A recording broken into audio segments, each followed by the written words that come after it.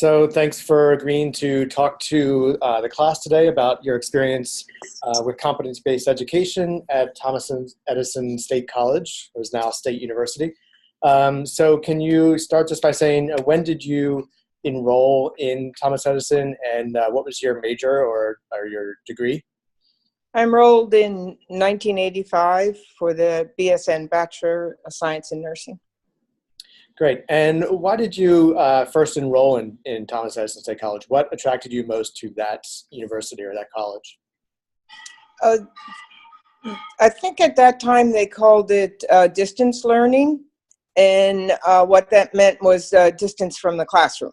And that's exactly what I needed at that time. I had a family, I was working full time, and I wanted to pursue, career advancement and also keep up with the times. So I went from my graduate diploma school of nursing to now attending college, not having any college credits before I enrolled in this program. Great. So can you tell me a little bit about where you were in your profession at that time and what difference the degree would have made, the bachelor's degree would have made versus the license that you had? I was working full-time as a case manager for the state, and it did not require a BSN, but if I wanted to manage that group, it would have required a BSN. And excuse me, later on, I worked as staff development in long-term care, and at that time, that did not require a BSN, but to advance to the director of nursing, it did, et cetera. Great, thanks. So as you mentioned, you were working full-time, you had experience, you had the license to practice in your field before this degree. In what way did Thomas Edison State College sort of respect your experience? Well, the difference, to step back a little bit, I did look into acquiring my BSN in 10 years after I was out of diploma school. And at that time, they required me to go into the program. They would have given me 60 college credits, which was great. It would have been as an associate degree, but they would have required me to be at an entry level in clinical. So I would have had to do Monday through Friday, daytime shift, day shift, and that, it just wasn't possible with my work situation, my family situation. So now, of course, with Edison, they gave me credits a little bit less than 30, but they looked at all my sciences, microbiology, excuse me, pharmacy, and so on. I did not have to repeat them. And the clinical portion of it would have been a testing situation. I would go for a weekend at the end of the program, before I graduated, to do actual clinical work, and I would be observed at that point. Okay, great. You'd be observed in actual practicing the clinical. I would be in a hospital, and I would do 2 full shifts in 4 different disciplines. Great. Can you describe the teaching methodology that Thomas Edison State College used? What was your interaction with the instructors? What was the materials that you used? How did you access the content?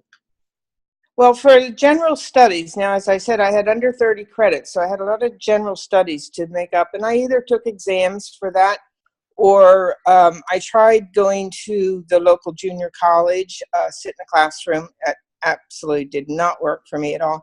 So what Edison provided was the either video classes that they sent to me, or programs that were on TV. You got to remember, this was back in 1985, the internet, no internet. So that was the one thing that I got most of my general studies taken care of that way. Then I went on to, and at that time it was interesting too. It did broaden my horizons too. Branching out just from the scientific part of nursing. But then to be eligible to take those tests at the end, the 3 on-site tests, 3 separate weekends, I had to complete, I didn't have to complete, I was given study guides and a proctor. The proctor was my coach.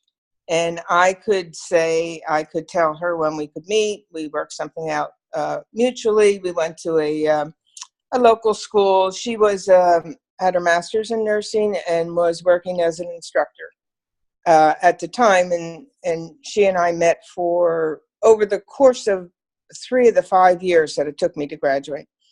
And then, but everything was at my pace. There was no certain time that I had to complete this. It was at my pace. Great, that's really helpful. And you mentioned a little bit about the assessments, so how you were assessed for learning. You mentioned the clinical observation. Were there other assessments of your learning? Yes, there were 3. The clinical assessment was a full weekend, Friday through Sunday.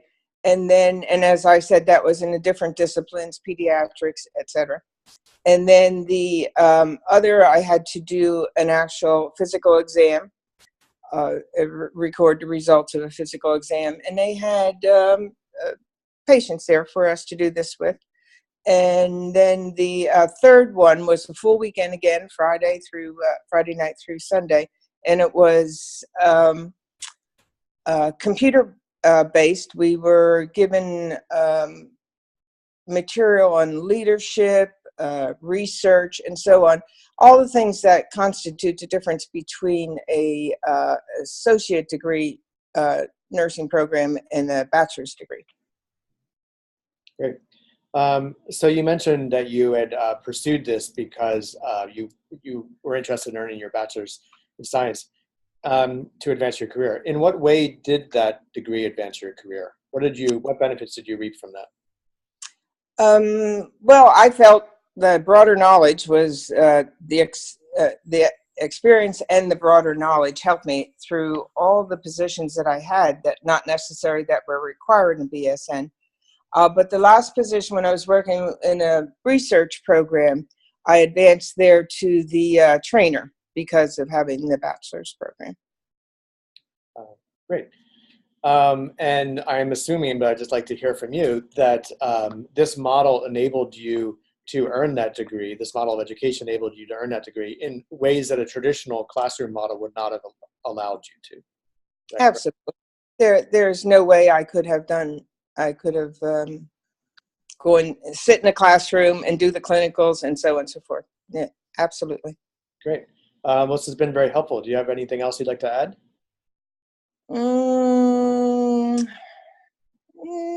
No, I don't think so. I think you kind of covered everything. Great. Well, thank you for your time. Okay. Thank you. Bye-bye.